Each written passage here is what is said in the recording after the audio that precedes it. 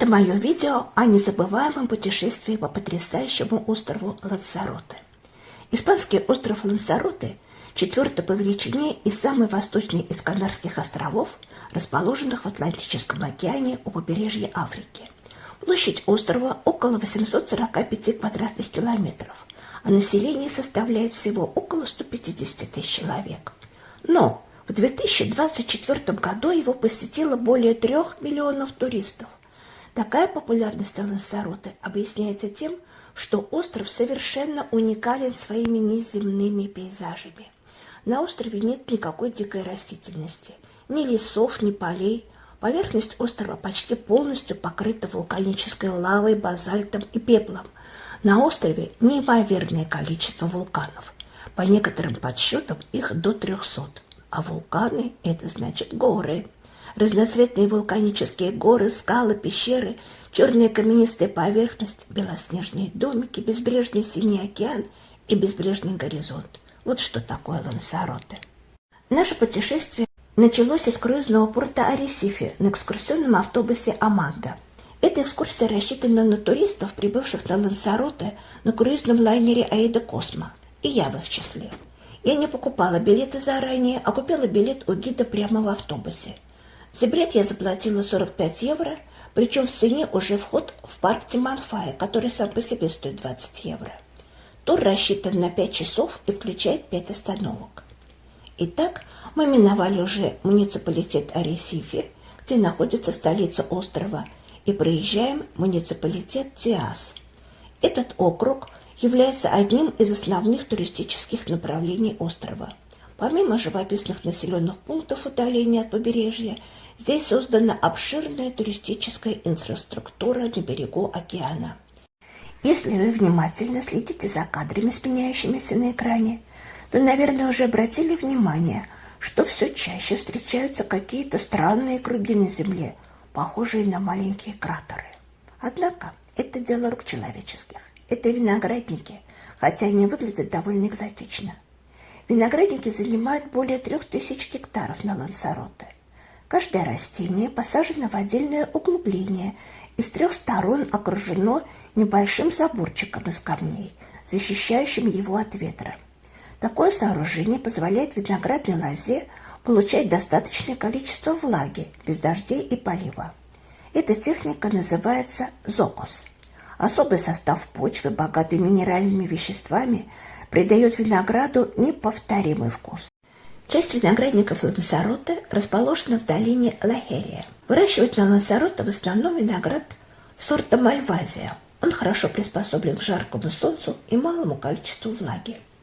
Из винограда делают вино. Виноделий на Лансароте очень много, и в каждой из них можно побывать на экскурсии и на дегустации, а также купить понравившееся вино. А мы с вами тем временем добрались до винодельни Бодега Ла-Херия. Здесь делают и продают вина под брендами Ла-Херия, Манто, Антигуа. Вино хранится в огромных бочках. Посетителям дают попробовать вино, никакой особенной рекламы тут нет. Так как кроме нашего автобуса приехал в то же время еще экскурсионный автобус «Той», то народу в магазинчике набилось довольно много. Колоритная дама за стойкой еле успевала всем наливать маленькие пластмассовые рюмочки. Я не особенно распробовала вкус, но я и небольшой знаток вин. Туристы из нашего автобуса вино не покупали, потому что на корабль его принести нельзя, а в автобусе распивать тем более запрещено. Наверное, поэтому работники винодельни были в нас не очень тоже заинтересованы и не особенно усердно нас угощали. Кстати, цены на вино вполне демократичные. После винодельни мы отправляемся на запад, в сторону океана. Наш путь проходит через муниципалитет Яйза. Он расположен на юго-западе острова и ограничен Атлантическим океаном на западе, юге и востоке. А на севере муниципалитета расположена часть национального парка Тиманфая. Население муниципалитета составляет примерно 17 тысяч человек, а площадь 212 квадратных километров. На территории муниципалитета несколько населенных пунктов, а сейчас мы проезжаем мимо 2 маленьких городков – Уга и Яйса. Это одни из старейших поселений, которые возникли в середине XVI века. И по мере того, как городишки расстраивались, они практически слились друг с другом. Особенных достопримечательностей здесь нет, Однако есть и гостиницы, и рестораны. Но это место известно тем, что здесь обитает самая большая популяция одногорбых верблюдов на Канарских островах. В Яйса-Иуга есть несколько ферм, где живут в общей сложности около 400 одногорбых верблюдов. Официальное название этих верблюдов – дромадеры, но на Канарах их почему-то называют камелео. На фермах верблюды рождаются, проводят детство, затем работают, а в старости выходят на пенсию. Все верблюды зарегистрированы. Дальше дорога ведет к побережью залива Эль-Гольфо.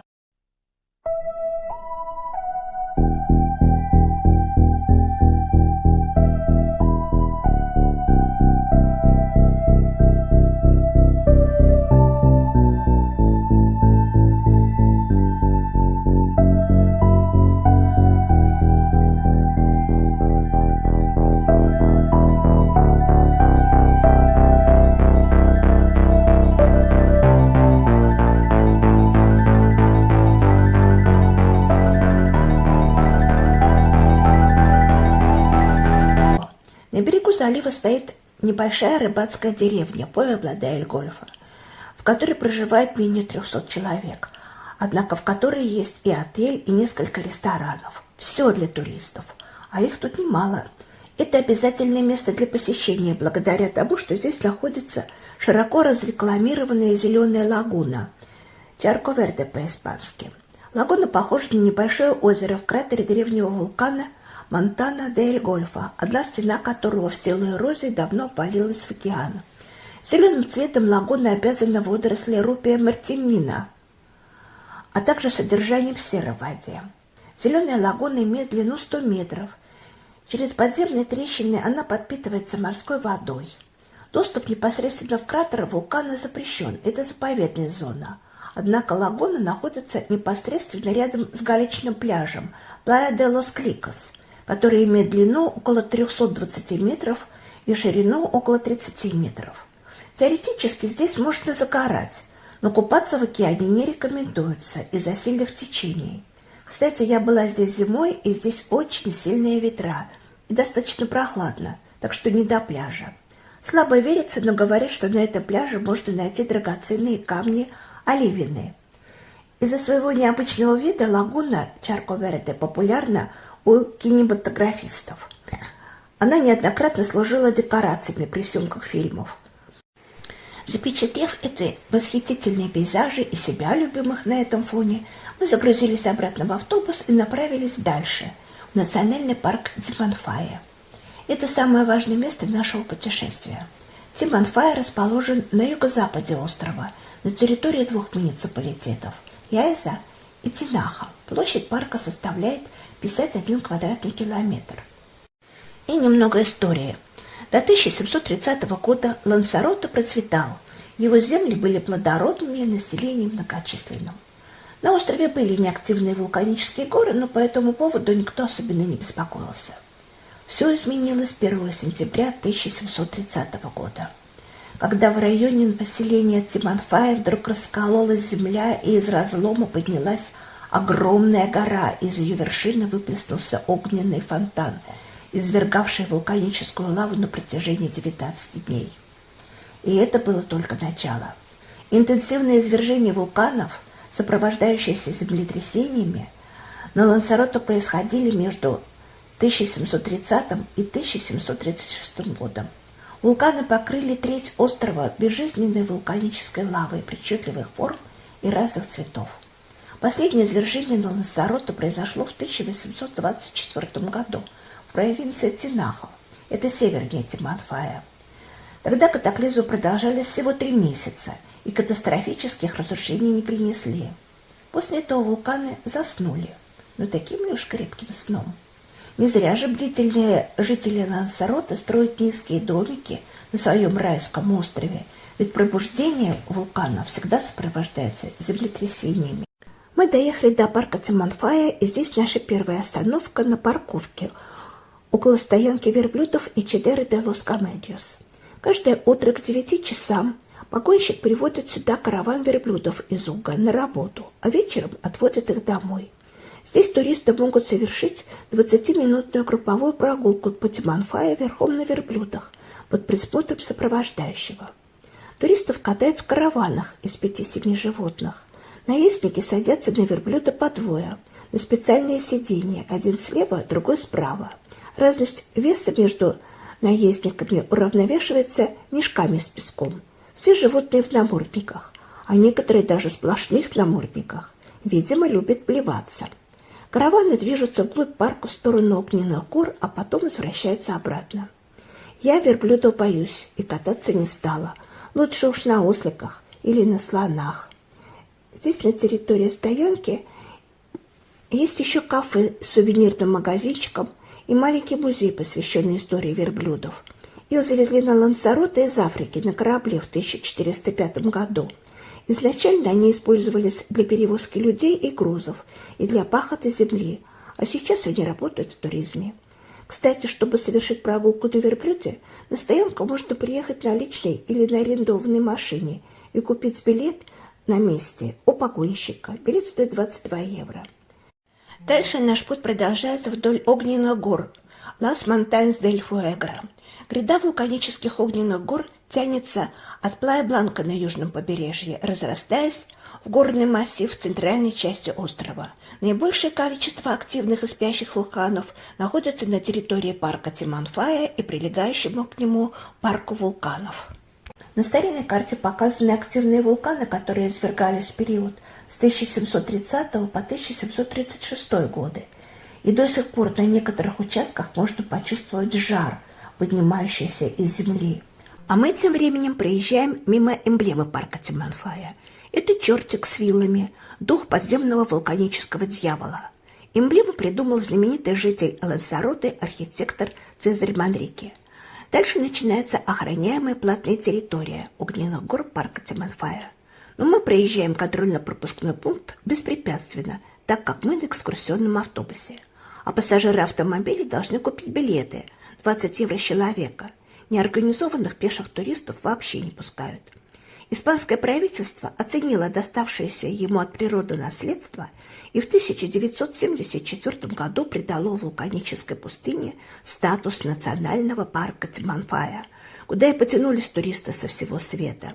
Кинематографисты тоже не остались в стороне. В Тиманфае снимались сцены таких нашумевших фильмов, как «Миллион лет до нашей эры» и «Звездные войны». Однако национальный парк Тиманфая образован не только и не столько для того, чтобы развлекать туристов и снимать кино.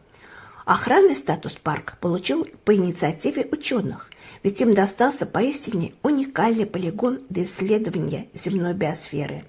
А чтобы ретивые туристы не распугали микроорганизмов и не разнесли всю лаву по кусочкам, перемещаться по парку самостоятельно запрещено. Туристов возят по парку или на экскурсионных автобусах по специально проложенным маршрутам, или гиды водят небольшие пешеходные группки и пристально следя за тем, чтобы туристы не сходили с проложенного пути и не собирали на сувениры камни и куски лавы. Пешим туристам можно заказать прохождение пешеходных маршрутов Литораль или Термисана в туристическом центре Манча-Бланка, это севернее Тиманфая. Прогулки с гидом бесплатные, но записываться надо заранее.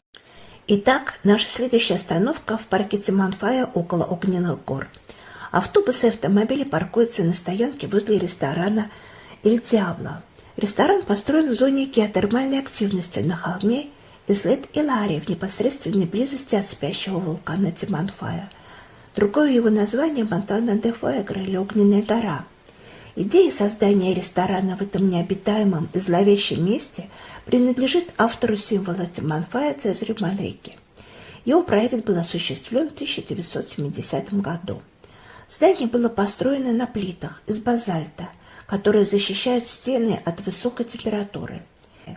Внешние стены ресторана выполнены из стекла, что позволяет посетителям любоваться сюрреалистичными вулканическими горными пейзажами.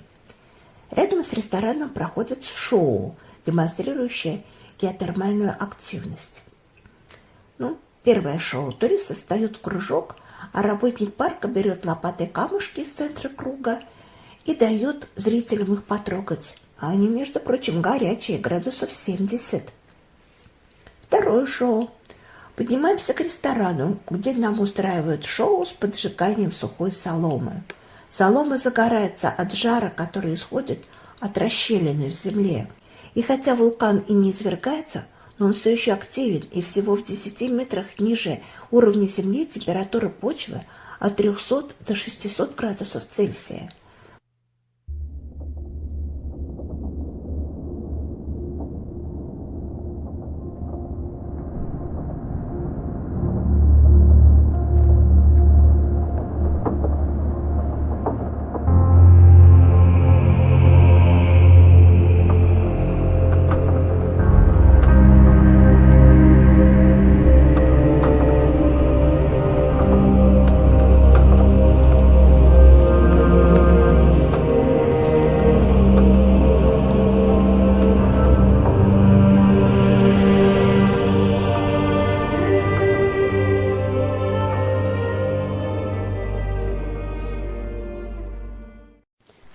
Третье шоу. Чтобы продемонстрировать силу стихии, сотрудник парка наливает воду в специально сделанное отверстие в земле, и через несколько минут образуется гейзер, горячий пар вырывается из земли. Очень эффектно. Браво! Четвертое шоу.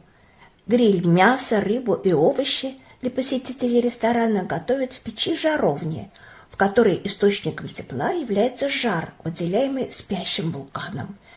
Ну а теперь начинается самое интересное. Почти часовая автобусная экскурсия по маршруту вулканов. На эту экскурсию можно поехать только на специальном автобусе. Туристы, приехавшие на машинах и купившие входной билет, должны оставить свой автомобиль на стоянке и пересесть в экскурсионный автобус. Но мы продолжим путь на своем автобусе. По маршруту вулканов пешеходы не ходят, и никакой личный транспорт не допускается. Итак, господа, пристегните ремни и широко откройте глаза. Наш двухэтажный автобус медленно ползет по узким горным дорогам, то вверх, то вниз. Да дорога еще очень извилистая. Это реально страшно. Вообще непонятно, как автобус помещается на дороге и не падает в пропасть. Видео этого не передает. Пейзаж за окном завораживает. По обе стороны бесконечные поля лавы, взорвавшиеся и замершие во времени кратеры вулканов и пустоши вулканического пепла, словно одеялом покрывающие землю. И лишь серебристый мох ликон покрывает некоторые камни. Сюрреалистические картины сменяют одну другую. Дух захватывает, а в автобусе звучит тревожная музыка.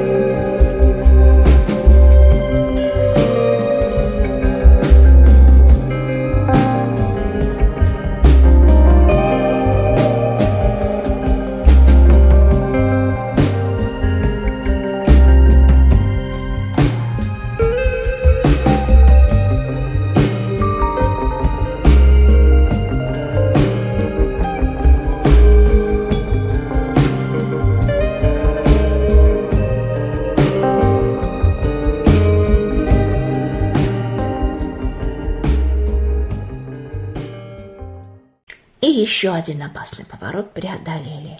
Уф, это последний. Маршрут вулканов закончился. Проезжаем стоянку Ислота де Иларио, проезжаем мимо скульптуры грозного дьяволенка и покидаем охраняемую часть парка Тиманфая.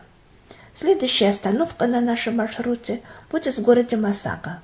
До него около получаса езды на автобусе, мимо виноградников, мимо маленьких городков Маздачи и Сан-Бартоломе. Можно расслабиться и просто любоваться пейзажами за окном.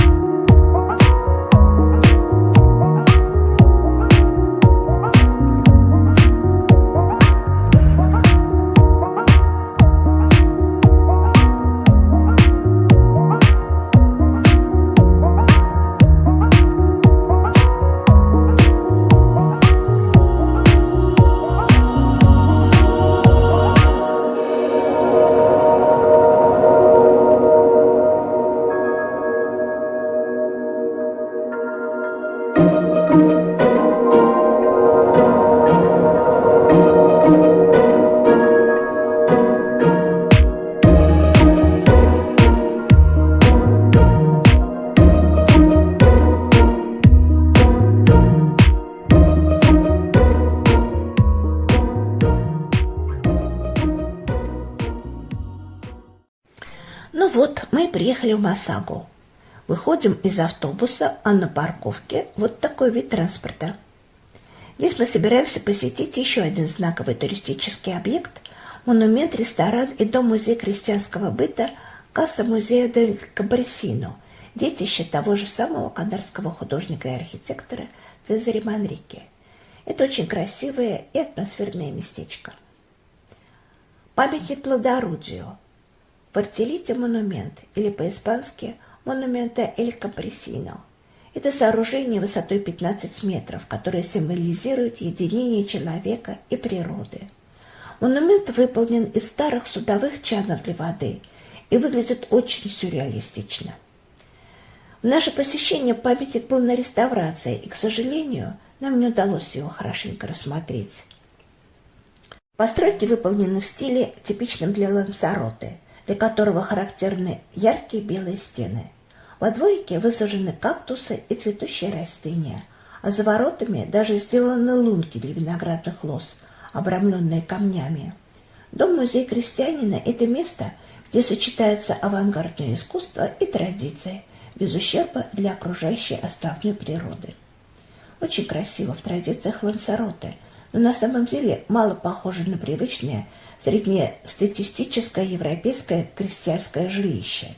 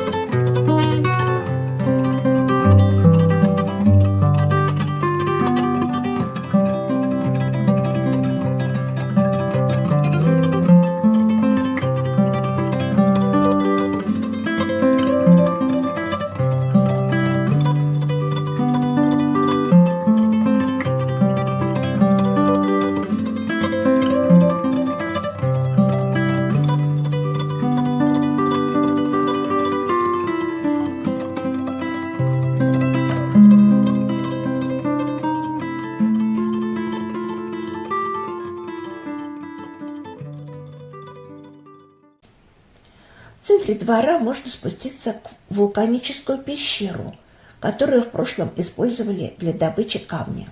Со временем ее переделали в прекрасный ресторан, где можно попробовать традиционное для этого острова блюдо.